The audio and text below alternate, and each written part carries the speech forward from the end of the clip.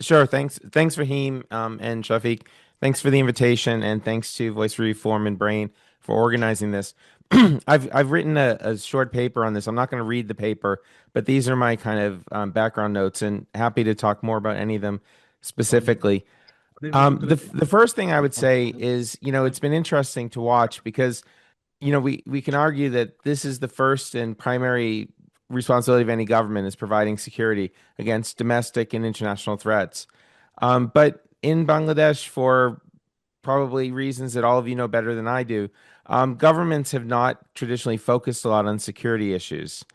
And even for this interim government, even after coming to office after such a violent, revolution uprising, um, national security and domestic security themselves weren't really priorities. Obviously, the government had to restore stability, which it did to a greater or lesser extent.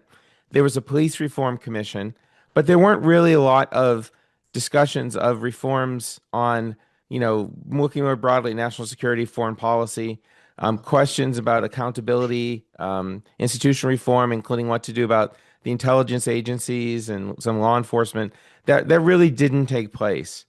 And then on the international relations front, I would argue that Bangladesh benefited from Professor Yunus's, personal networks and credibility more than from any well thought out, foreign policy or international relations strategy during this period.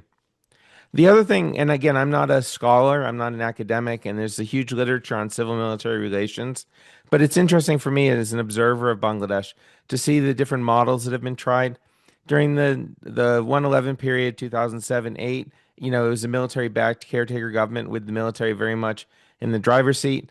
During Hasina's period, she very much tried to politicize the military and assert control over that.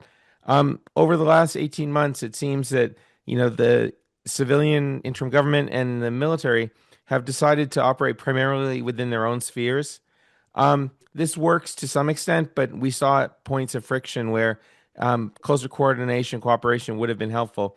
And, the efforts, modest as they were by the interim government to assert effective civilian control, ended up with a lot of pushback. And I think, particularly the creation of the Office of National Security Advisor.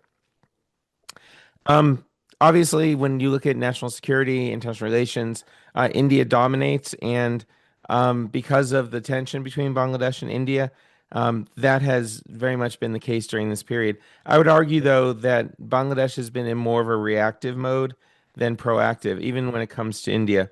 And, I think with the public discourse heating up, this will probably continue, and we've seen that just in the last couple of days.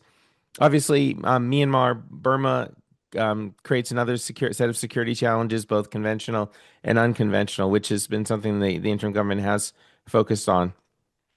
As an American and for somebody who spent much of their career operating in a post 9/11 world, counterterrorism is always a concern. But I'll confess that for me, it's been really difficult to understand the actual extent of the problem these days. Um, there were old paradigms about counterterrorism in Bangladesh. We all know the history of, JMB and Huji and the attacks against bloggers and the Holy Artisan Bakery ISIS activities.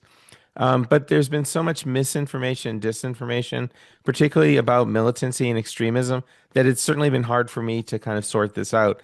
The other trend I think that we have to be careful about is the tendency in Bangladesh, again, primarily coming from the last period, was the way in which counterterrorism became politicized and political enemies were rebranded as terrorists. In terms of the military hard power, and again, General Kareem and others can speak to this more than I can, but the brief conflict between India and Pakistan in May have significantly influenced public discussions. Um, I think in some ways, and I'll get to this a little later, I think it's warped the discussions, putting too much of an emphasis on air power.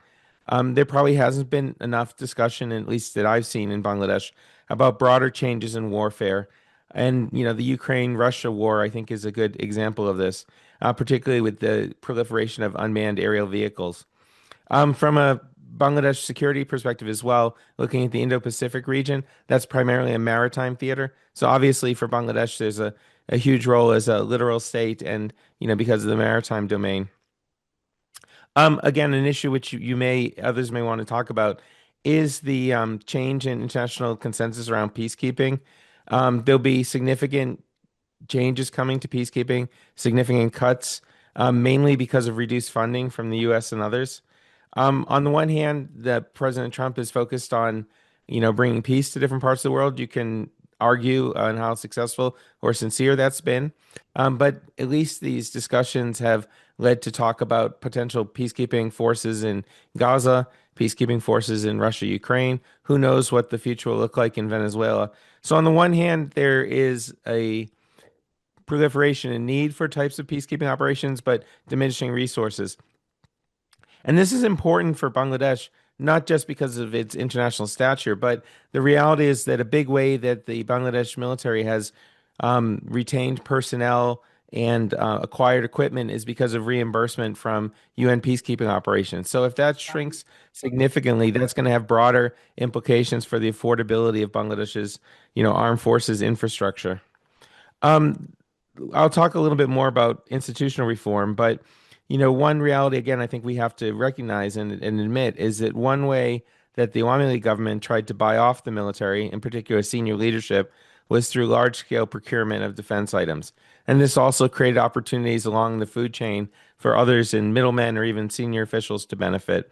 There definitely needs to be a rationalization of force planning, and there needs to be strong, effective oversight by civilian government, whether it be the executive or the parliament. For me, though, for Bangladesh, something that also doesn't get talked about as much are the kind of traditional guns versus butter debates. And to preempt anyone who might criticize me for raising this, I'm the first to say that the U.S. spends far too much of its resources on national defense. It's ridiculous that the United States spends $1 trillion on defense expenditures. It doesn't necessarily make us safer, and it distracts from other priorities. For Bangladesh, I think, national security has to be looked at holistically, both domestic and international. And again, not to offend any Air Force aficionados in the room, but I find the whole discussion of procurement of advanced fighter aircraft to be surreal. Um, Bangladesh spending $2 or $3 billion on Eurofighter Typhoon aircraft to me is not the best use of Bangladeshi taxpayer dollars. Um, there are trade-offs that people have to understand. For example, Fahim mentioned border security or cross-border issues.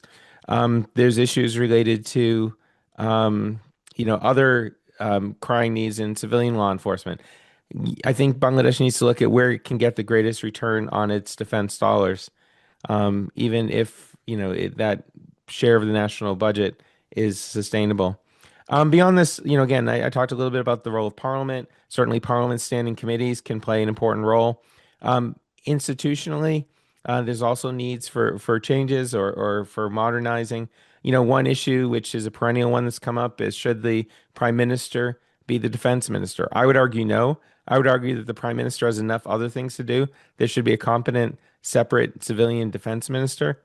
Um, and then, there's other issues related to institutional reform. I mentioned what to do about intelligence agencies, law enforcement agencies. I know there's a discussion about some type of mandatory national service, military or otherwise. I think that's a discussion worth having. But again, there are issues related to, affordability. And then the final thing I'll say, and again, this is with, due respect to the people in the room who are experts. Bangladesh needs greater civilian capacity, both inside and outside government, qualified to provide critical analysis of national and domestic security requirements. Bangladesh's armed forces have a well-deserved reputation for professionalism, but as many have said, war is too important to be left just to the generals. With all due respect, General Kareem, we can't just rely on generals. We have to rely on qualified civilian personnel. And you're a civilian now, so you're retired like I am. So we're both civilians. And Bangladesh has world-class thinkers in a number of fields, particularly development. There's no reason why Bangladesh can't have world-class security, national security thinkers. And again, I think initiatives such as this one by Brain and Voice for Reform highlighting this issue is a great start. And look forward to hearing the discussion. I'll stick around as long as I can, and if there are questions later, I'm happy to answer them. Otherwise, thanks again for the invitation. And for Fahim and Shafiq, that was 9 minutes and 56 seconds.